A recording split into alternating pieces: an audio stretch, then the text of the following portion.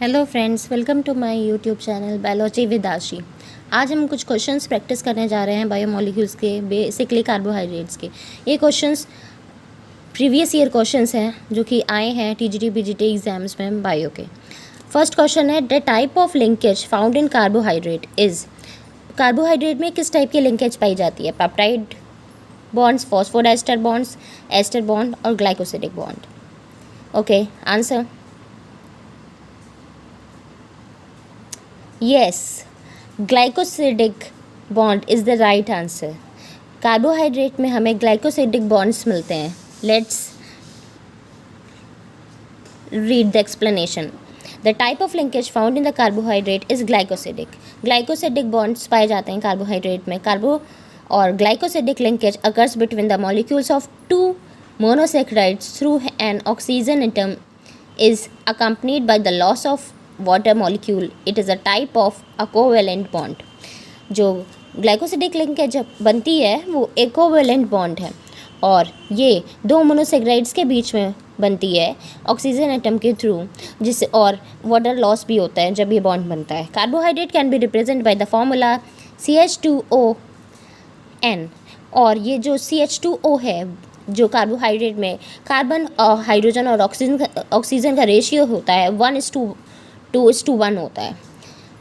Okay, where N is the number of carbons in the molecule. N क्या है? Number of carbons है. Molecules में कितने carbons हैं वो हमें बताता है. It is classified into 3 types: monosaccharides, disaccharide and polysaccharide. Monosaccharides में क्या होता है? जो कि जिसकी फर्दर हाइड्रोलिसिस नहीं करी जा सकती वो मोनोसेक्राइड्स होते हैं. डाइसेक्राइड्स क्या होते हैं? जहाँ पे 2 से 10 मोनोसेक्राइड्स प्रेजेंट होते हैं वो डाइसेक्राइड्स होते हैं. सॉरी, डाइसेक्राइड्स तो डाइसेक्राइड में 2 प्रेजेंट होते हैं मोनोसेक्राइड्स, वो डाइसेक्राइड है.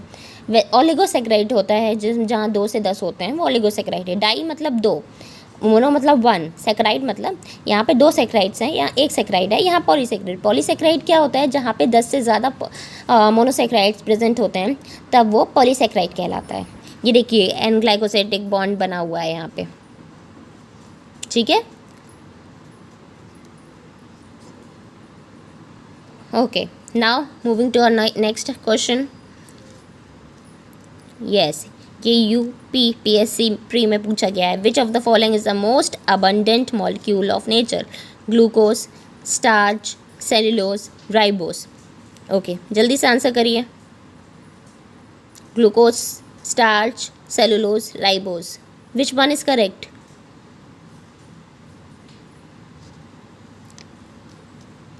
The correct answer is cellulose. Let's read the explanation. Okay, cellulose is the most abundant molecule of nature. सबसे ज़्यादा abundant molecule कौन सा है? cellulose है. Because total wood in nature, all the herbs contain cellulose. जितनी भी लकड़ियाँ nature में प्रेजेंट होते हैं, आप देखते हैं कितने फॉरेस्ट होते हैं, सारी जो हर्ब्स होते हैं, इन सब में सेलुलोज प्रेजेंट होता है. क्योंकि जो प्लांट हमारा होता है वो कार्बोहाइड्रेट को सेलुलोज के फॉर्म में स्टोर करता है. It is the main constituent of the plant fiber. Plant contain an average 33% cellulose and cotton is the purest form at 90%. Okay, nice.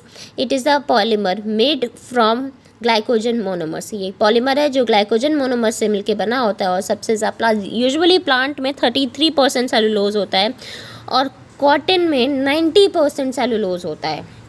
ठीक है, तो हम समझ गए कि सबसे मोस्ट अबंडेंट मॉलिक्यूल नेचर का कौन सा है? सेलुलोज है. और कार्बोहाइड्रेट में हमने क्या पढ़ा था कि कौन से बॉन्ड पाए जाते हैं? Yes, glycosidic bond. Okay, moving to our next question. In which form of carbohydrate located in plants. Plant में कार्बोहाइड्रेट किस फॉर्म में प्रेजेंट होता है? अभी डिस्कस किया था मैंने, अभी बताया था. ग्लूकोज, फ्रक्टोज, सुक्रोज, माल्टोज किस फॉर्म में होता है?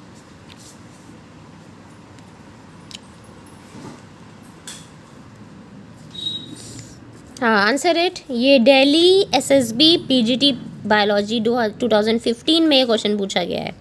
Yes, correct answer is glucose. Correct answer is glucose. Let's read the explanation. Explanation क्या है इसका?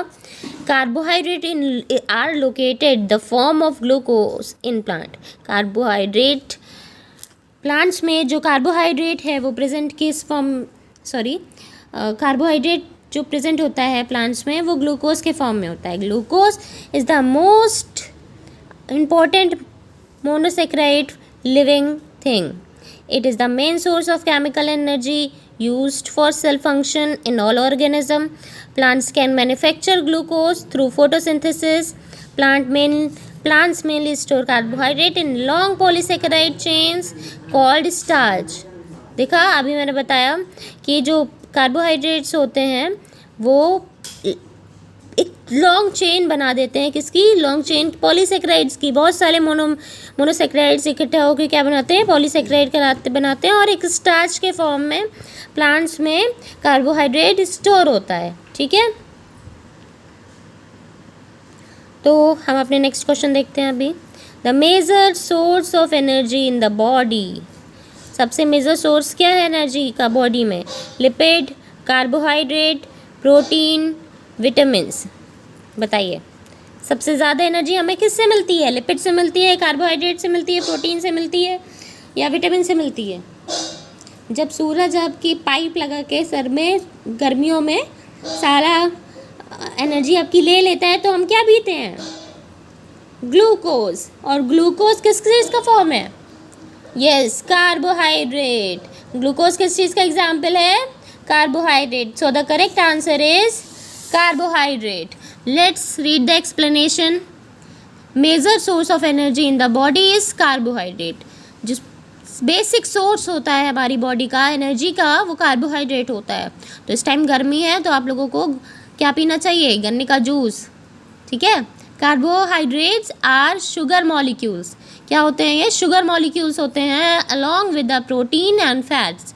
इसमें प्रोटीन और फैट्स भी होते हैं साथ में, अलॉन्ग विद साथ में होता है। ये नहीं होता है कार्बोहाइड्रेट प्रोटीन फैट अलग होता है।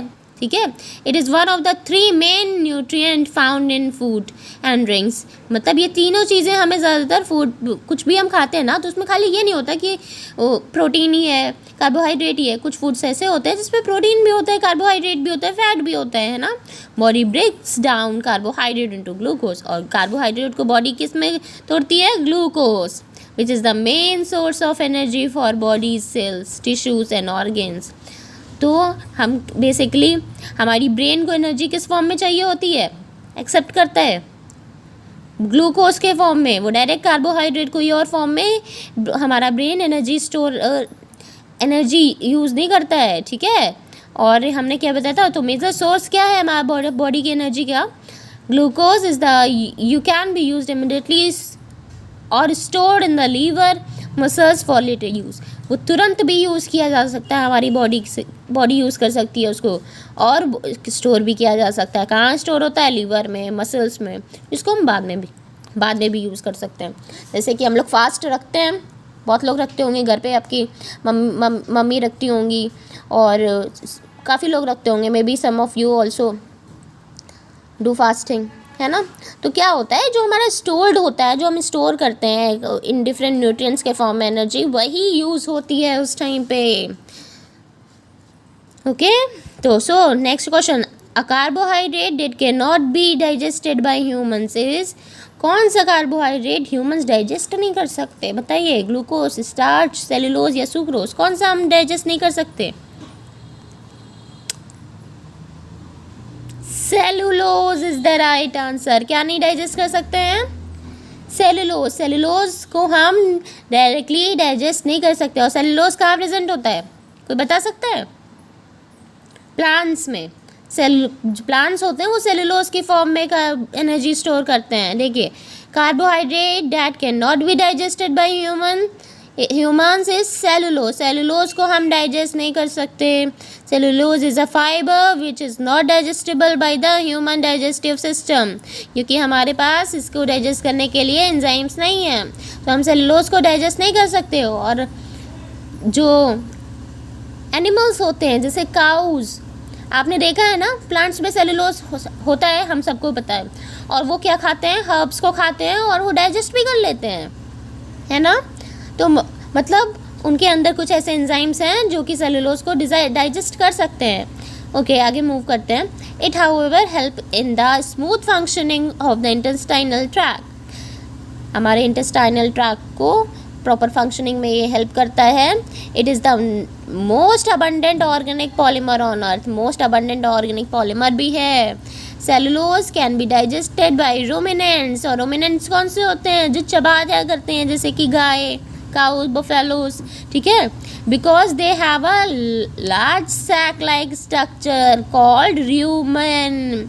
उनमें क्या प्रेजेंट होता है? र्यूमेन, सैक लाइक स्ट्रक्चर, जिसकी वजह से वो सेलुलोज को डाइजेस्ट कर पाते हैं between the oesophagus and the small intestine.